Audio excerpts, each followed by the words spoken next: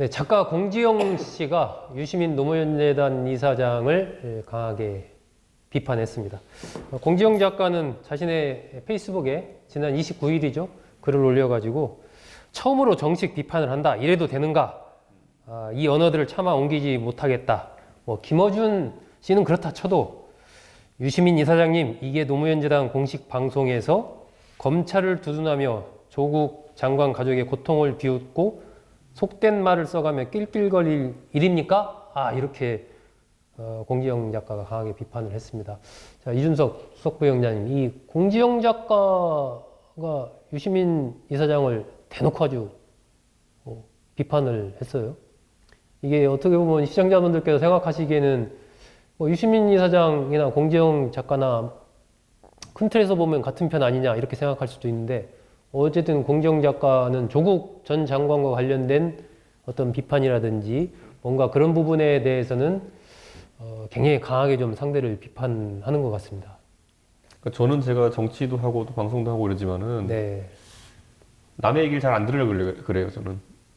다른 사람 얘기를 잘 안 들으려고 한다고? 그러니까 소위 말하는 그 여론이라고 하는 것에 있어가지고 그 제가 지난번에 한번 언급했을 텐데 진짜 여론의 팔로워가 되는 순간부터 진짜 피곤하구나, 또는 그게 나를 오히려 좀먹는 길이구나 하는 생각을 하게 되거든요. 너무 따라가려고 하는 그거 얘기하는 거죠? 예, 그러니까 리더와 팔로워의 차이를 보통 이야기할 때, 뭐 리더십을 너무 강화하고 또 자기가 리더라는 생각만 하다 보면은 네. 독선적이 될 수는 있겠지만은 반대 팔로워 본능이 너무 강해지게 되다 보면은 이거는 내 존재 자체가 확성기 정도밖에 안 되는 상황이 생겨요. 네. 네, 근데 저는 지금 그렇다고 또 아예 안 들을 수도 없잖아요. 근데 그거 이제 초연해 줘야죠. 이제 그게 제가 이제 항상 느끼는 게, 제가 정치인 하면서 가장 이제 생각을 많이 했던 거는, 결국에는 정치는 그 리더 하려고 하는 거고, 팔로워 하려고 하면 연예인을 해야 된다. 저도 그 분기점이 하나 있었어요. 예. 저도 제가 아까 제가 정치 활동을 시작한 게 초기에? 2016년인데, 2012년 시작했는데 출마는 2016년에 했거든요. 네. 근데 그때 선거에 출마할까 말까를 고민하면서, 그 당시 제가 예능 방송도 많이 하고 이랬으니까, 네. 내가 출마를 하려면은 앞으로 내 이야기를 하면서 가야 되는 것이고, 출마를 안 하고 방송 돈 많이 받는 연예인 하려고 하면은 말 그대로 남의 말에 맞장구 쳐주는 역할을 해야 되는구나. 네. 추임새 넣어주고 해야 되는 역할을 해야 되는구나, 이런 생각했는데, 방금 언급된 분들, 공지영, 그 다음에 유시민, 네. 김어준 이런 분들은 그 경계선에서 항상 헤매는 분들 같아요, 보면은. 네. 본인들이 정작 하고 있는 것은 항상 팔로워십에 가까운 것들이거든요. 네. 예, 평상시 대중이 듣고 싶어 하는 말을 많이 하죠.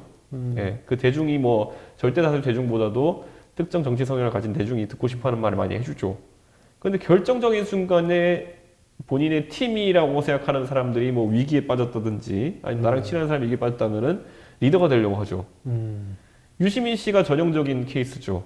유시민 이사장이랑은 이준석 부위원장도 같이 좀 토론하거나 한 적이 좀 있지 않나요? 저는 방송 같이 해본 적이 없어요. 한 번도 없나요? 네, 제가 썰전 그만두고 그분이 썰전 시작했죠. 근데 이제 그 유시민 이사장이 그 과거에 맞는 말도 뭐같이 한다라고 소리 들었을 때는, 그때 본인이 리더 역할을 하려고 했을 때 그런 거죠. 네. 본인이 무슨 이제 그 당시에 사실 굉장히 스피커로서 여러 가지 리더 역할을 하려고 했을 때 그랬던 거고, 그분이 이제 박근혜 정부 탄핵 사태에 있어가지고 복권됐죠, 대중적으로. 예. 그거 뭐냐면 그냥 그 당시에 탄핵 국면에서는 박근혜 대통령 누가 더 찰지게 욕하나 경쟁 이런 거였기 때문에 그 안에서 그냥 대중이 듣고 싶어 하는 말을 많이 했죠.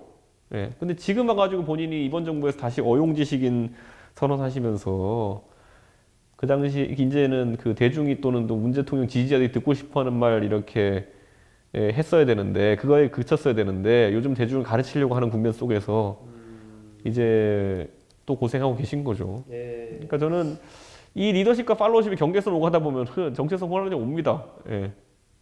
그러니까 이 공지영 작가가 유시민 이사장을 비판하게 된 게 이 노무현재단의 공식 유튜브 채널이죠. 알릴레오에서 유시민 이사장과 방송인 김어준 씨가 이제 같이 얘기를 나눴고, 그 과정에서 여러 가지 이제 이 윤석열 총장을 아버지와 아들 이런 식으로 비유를 하면서 대통령과의 관계를 김어준 씨가 얘기를 하고 그러면서 하니까 유시민 이사장이 불량 아들도 있다, 그게 조 안무개 씨다 이러면서 이제 좀 조국 전 장관을 지칭한 듯한 얘기를 했고, 뭐 목을 땄어 못 땄어 뭐 이런, 그러니까 약간 이 조국 전 장관을 둘러싸고 유시민 이사장의 어떤 그 발언하는 태도나 뭐 이런 것들이 공지영 작가가 보기에는 좀 마음에 안 들었기 때문에 유시민 이사장을 딱 저격한 게 아닌가 싶어요. 근데 그냥 제가 굳이 말하자면 공지영 씨가 뭐 무슨 리더십의 권위가 있다고 그걸 서로 가르치는지, 뭐 유시민 이사장도 좀 그렇고, 저는 그런 생각을 해요. 사실 각자 그 권위라는 것이 각자 자기들이 달고 다니는 조회수나 팔로워 수 이런 거라고 한다면은 착각이죠, 그거는. 예.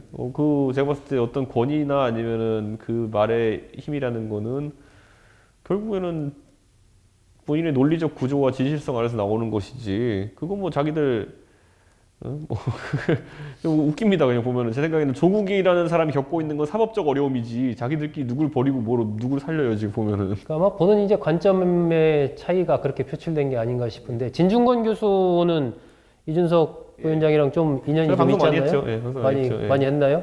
근데 진중권 교수는 뭐 이번에 진중권 교수 얘기는 어쨌든 공지영 작가가 이른바 과도한 뭐 동일시 프레임, 친문 프레임, 거의 그래서 조국 전 장관과 본인을 동일시하고 있는 것 아니냐, 뭐 이렇게 이제 분석을 했던데, 그런 분석에 대해서는 어떻게? 진중권 교수 말이 그런 말이죠. 당신이 뭔데 뭐 이런 말이죠 보면은. 그러니까 저는 뭐 이렇잖아요. 보면 지금 대한민국의 사실 그 지도자라고 하는 사람들 중에 대표성을 가지고 말할 수 있는 사람이 몇이나 될까?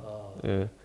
도대체 친문 대표성은 누가 가지고 있는 거냐? 혹자는 뭐 양정철이라고도 하고, 어떤 사람은 김경수라고도 했다가, 어떤 사람은 조국이라고 했다가, 다 갖다 붙이는 거예요. 지금 그 당시에 그러다 보니까 이게 얼마나 웃긴 경쟁이냐면, 나중에 과거에도 보면 2010년 총선 앞두고 진박 경쟁이 벌어진 게 얼마나 웃겼어요 보면은. 예. 제가 그 진박 경쟁했던 사람들 중에 참 웃긴 분 하나는 국회의원 되기에 박근혜 대통령이랑 밥 한 번도 먹은 적 없는 사람이 가가지고 자기가 제일 진실한 사람인 것을 하고 다니고, 뭐 그게 진실한 사람들 경쟁이었어요. 예. 대중을 사기친 거네요.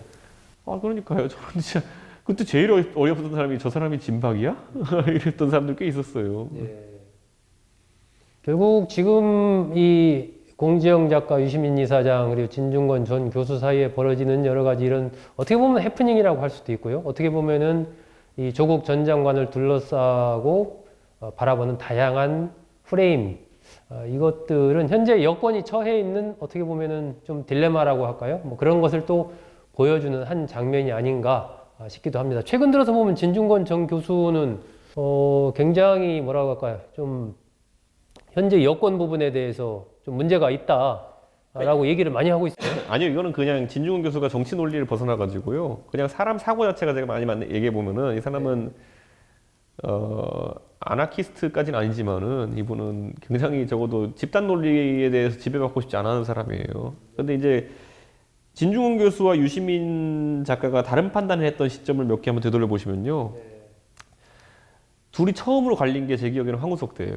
오래됐군요. 네, 거의 노무현 정권 시절. 그렇죠. 근데 진중권 교수는 황우석 박사를 제가 정확히 기억이 안 나는데 그 종교 집단의 지도자가 따로 이제 표현하기도 했어요. 왜냐면 그때 황우석 박사가 이제 결국 뭐 연구하면서 내 연구에 다소 흠결이 있다 하더라도 뭐 나란 일 하는 거라는 식으로 이제 거의 나왔잖아요. 보면은 큰일 하는 것이 그러니까 이렇게 나왔고, 그때 거기에 뭐 실제로 노무현 대통령이 그 황우석 그때 교수 거기 연구실도 방문하고 막 그랬었잖아요. 거기에 힘을 실었던 게 친노예요. 그래가지고 사실 그 당시에 유시민 장관 같은 경우에는 굉장히 이제 큰일 하자는데 이렇게 뭐 건드리면 되냐는 취지로 이제 계속 이야기했던 거고, 그 뒤로 한번 또 저는 진중권 교수가 본인의 특성을 보여준 게 이제 디워. 예. 그 영화 심영래 씨 영화 디워 그 애국심으로 애국 마케팅에 대해 가지고 얘기했던 것들. 그러니까 저는 황우석 박사 때도 그렇고 보면 유시민 씨는 본인이 굉장히 진보적인 사람인 것처럼 얘기하지만은 굳이 분파를 나누자면 제가 봤을 때는 애국진보스러운 거예요. 민족주의적입니까? 애국진보죠. 그러니까 애국진보. 예. 뭐 반일 좋아하고 뭐 상대편 친일파 모르기 좋아하고 이러면 애국진보죠. 예. 그러니까 저는 그와 반대로 또 그 반대편에 애국보수가 있을 것이고, 그 사이에는 자유주의 보수와 자유주의 진보가 있을 것이고, 근데 저는 그 진중권과 유시민의 갈등이라는 거는 조국에 대한 평가에 대한 차이가 아니라 둘의 관점 자체가 다르고 사유 체계 자체가 다른 거예요. 그러니까 유시민 씨는 오죽하면은 자기가 어용지식이 하겠다 나왔겠어요? 이번 정부 들어선 다음부터 어지간한 그 뭘까 특정 종교에 매몰된 것 같은 형태가 아닌 이상 그건 불가능합니다. 예. 만약에 나중에 유승민 의원이 대통령이 당선됐다 그래가지고 제가 어용지식이라 하겠습니다 이렇게 선언할 일 저는 없어요. 전 제 자존심 이걸 허용 못해요. 제가 박근혜 대통령이 당선되고 난 다음에 제가 이제부터 제가 어용 친박하겠습니다 이런 거 한 적 없거든요. 저는 제가 오히려 당선되자마자 윤창중 대변인 임명은 이건 말도 안 된다고 바로 그때 일주일 만에 깠던 것 같은데 그러니까 이게 결국엔 살아오는 그 사유 체계 하에서 할 수 있는 일과 없는 게 갈리는 건데 유시민 작가는 걸 하더라고요. 진중권 교수도 마찬가지로 얘기를 하는 거죠. 아니 그러니까 그거 하는 사람들은 그 친노에서 그런 거 하는 사람들이 있어요. 예. 그 사람들은 진짜 제가 봤을 때는 말도 안 되는 무슨 뭐 핑계들이 막 대요. 뭐 제가 봤을 땐 제가 입장에서 뭐 노무현 대통령을 지켜주지 못해서 너무 미안해가지고 우리가 이런다. 이게 뭡니까 진짜 보면은 제가 봤을 땐 그러니까 이 방송 보시는 분들 그게 무슨 말인지 이해하는 분도 있겠지만은 저는 이해 못해요. 예. 애국 보수 하시는 분들도 저는 그 부분 이해 못하는 경우도 있어요. 네. 예. 아니 뭐 박근혜 대통령에게 뭐 굉장히 좋아하시고 이럴 수는 있지만은 거기에 대해 가지고 부채 의식을 너무 강하게 느끼셔가지고 이렇게 하는 분들 저는 뭐 존중을 하지만 이해 못해요. 왜냐면 부채 의식을 말하려면 제가 제일 커야 되지 않겠어요? 저를 정치에 발탁한 분이 박근혜 대통령인데, 근데 이거 뭐 배은망덕인 이런 문제가 아니라 저하고 약속한 것을 박근혜 대통령이 지킨 것도 있고 못 지킨 것도 있고 저는 못 지킨 건 비판할 수밖에 없는 그런 위치에 가는 것인데. 저는 박근혜 퀴즈 하면 이준석이었죠 그 당시에. 아 그러니까요. 근데 갑자기 뭐 딴 사람들이 나와서 박근혜 대통령 팔면서 자기들이 오히려 진박이라 그러고 무슨 뭐, 예? 뭐 이게 제 사유 체계로는 세상이 어떻게 이렇게 됐나 싶을 정도로 예. 황당합니다. 예, 공지영 작가 또 유시민 이사장, 진중권 전 교수 사이에 벌어졌던 논쟁. 이준석 수석부위원장은 이 기본적인 세계관의 차이다. 그리고 어떤 한 사안에 대한 어떤 관점 차이가 불거진 게 아니고 기본적으로 바라보는 관점 자체가 워낙 다르기 때문에 그렇게 일이 그렇게 불거졌다. 뭐 앞으로도 비슷한 논쟁이 계속되지 않을까 또 그런 예상도 하게 됩니다.